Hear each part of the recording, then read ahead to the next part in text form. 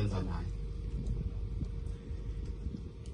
Ngitheke kunzima ngoba uCharles bengayo icolleague kuphela kodwa ube ngumfowethu futhi. Ebese sisebenze naye isikhathi eside kakhulu. In fact, more than 20 years.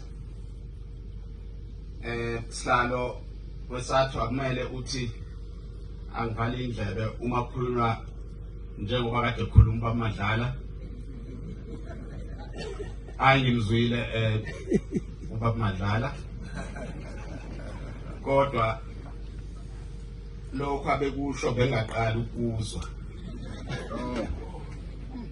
Bengaqala futhi ukwazi. Ngezathu ke engeke ngibalule ngenxa yeposition esengikuyo manje. Sisebenze kahle kakhulu noCharles and on a personal level ube ngumndeni kimi. Njengoba kade chaza nje uGood Pace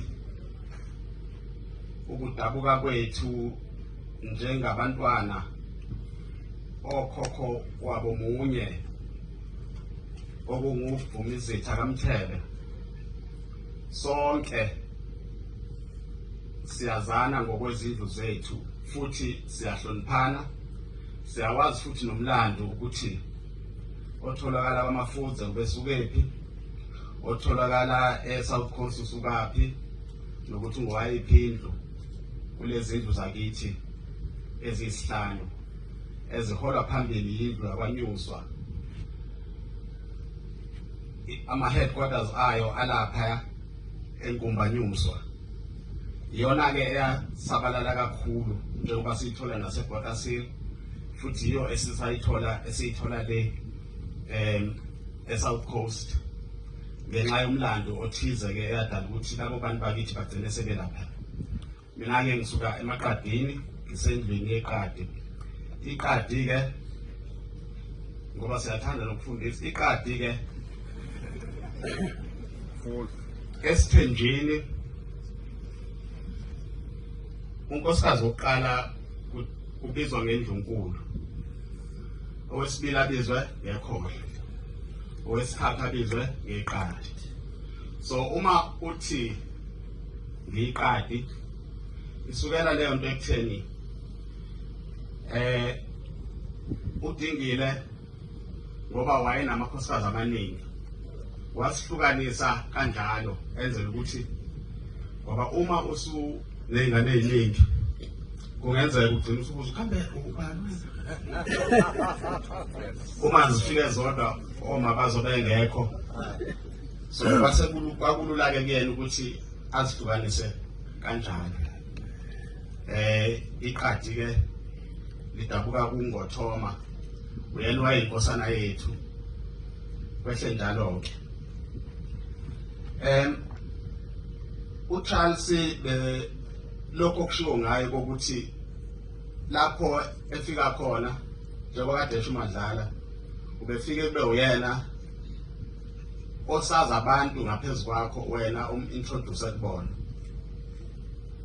uCharles ngeke ngamthatha sihlangene sizindlu zonke zabaNgcobo ngiyom-introducer kwabakithi kukhona namakhosi. Ngase ngiba late ukufika mina kanti bengimtshelile indawo ukuthi siyakuphi. Ngimnikile le location wasefika kuqala yena. Uma ngifika ngifika usethatha izithombe uCharles. Usethi abaphoze abashawula yena bame kanje abantu abame ngala abafishane bame. Mangifika ke usengi-introduce uCharles.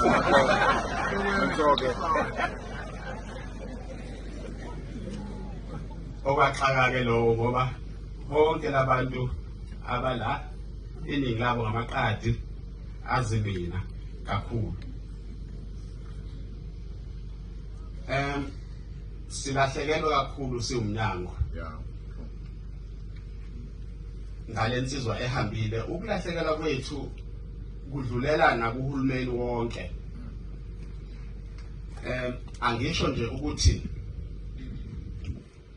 Imilayezo yenduduzo siyithola iqhamuka zonke izinkalo ze-South Africa. Isector ikakhulukazi uCharles imazi kakhulu. Ingakho sinomlayezo oqhamuka ku-Director General uMweli, uDirector General wezemfundo eSouth Africa. Sithumelele umlayezo.